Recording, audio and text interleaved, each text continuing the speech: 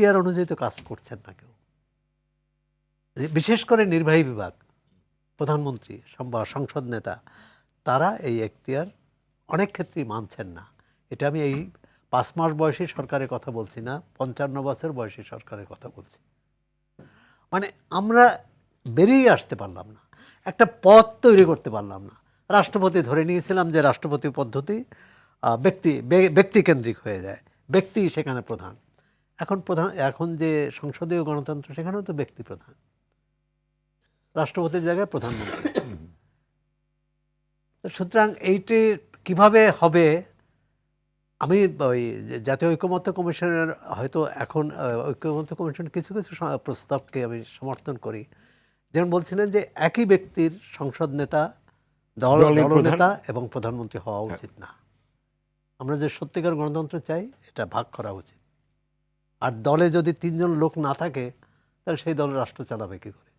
যে একজন প্রধানমন্ত্রী থাকবে আর একজন সংসদ নেতা, একজন প্রধান দলের প্রধান। আজকে দেখেন এই যে ব্রিটেনে যে সাম্প্রতিক ক্ষমতার হলো, প্রধানমন্ত্রী চলে গেলেন, নতুন প্রধানমন্ত্রী আসলেন।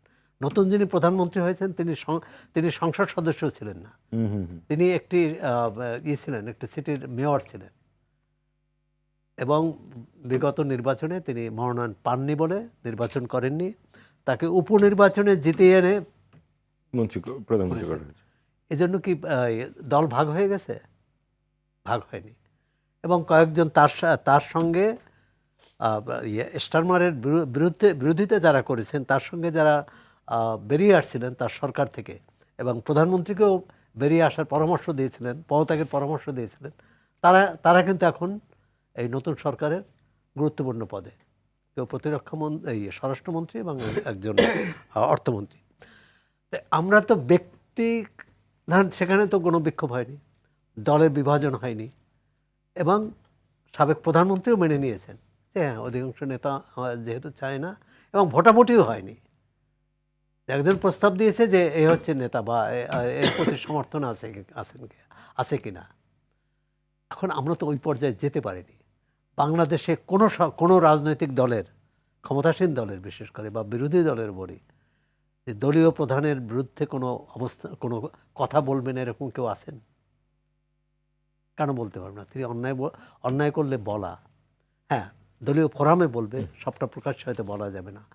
কিন্তু আমরা ওই মানসিকতা তৈরি হতে পারিনি। অতটা গণতন্ত্র কিন্তু উদারতা, না হলে কমিউনিস্ট শাসন হোক বা ইসলামী শাসন হোক, যেখানে হচ্ছে যে এইগুলো শুনতে জানেন খুব ভালো লাগে। আমরা সংস্কার কমিশনও যখন শুনতাম খুব ভালো লাগতো, কিন্তু কার্যক্ষেত্রে যেটা আমরা আসলেই বুঝতে পারলাম, আপনি যদি আপনার মূল সিস্টেমের মধ্যে যদি আপনি এই স্পেসটা না রাখেন, তাহলে আসলে এই বাস্তবতাগুলো আমরা কিভাবে অ্যাড্রেস করব? তৈরি করা, রাজনৈতিক দল করতে প্রস্তুতি নিতে হয়। আমাদের কোনো রাজনৈতিক দল, এই যে মন্ত্রিসভা, বা এর আগে আওয়ামী লীগের মন্ত্রিসভা ছিল, আওয়ামী লীগের মন্ত্রিসভা থেকে 2009 সালে যে মন্ত্রিসভা হলো, আব্দুল গফর চৌধুরী বলছিলেন যে এটা কচি কাছার আসর, কারণ সিনিয়র সব নেতাদের বাদ দেওয়া হয়েছিল। পরবর্তীকালে আবার বিপদে পড়ে 14 নির্বাচনের পর আবার নেওয়া হয়েছিল। তা এই ধরেন এই বর্তমান মন্ত্রিসভায় যারা আছেন 23 জন এবং 24 জন বোধহয়, বা 27 জন, মানে পুরমন্ত্রী এবং প্রতিমন্ত্রী, তারা যে মন্ত্রণালয়ের দায়িত্ব পেয়েছেন, এজন্য কি তারা প্রস্তুতি নিয়েছেন 10 বছর, 5 বছর, 4 বছর, যে আমরা এই মন্ত্রণালয়টা আমার ভাগে আমার দায়িত্ব পড়তে পারে, এই মন্ত্রণালয়টা পরিচালনা কিভাবে করব? এখানে বন্ধু আবু আলম শহীদ খান আছেন, তিনি আরো ভালো বলতে পারবেন তার অভিজ্ঞতা থেকে। 2-1 জন বাদে আমাদের রাজনৈতিক নেতাদের কেউ প্রশাসন বোঝেন না। সুতরাং গণতন্ত্র হতে হলে মনের সংস্কারটা আগে দরকার, এবং নিজেকে তৈরি করাটা আরো জরুরি।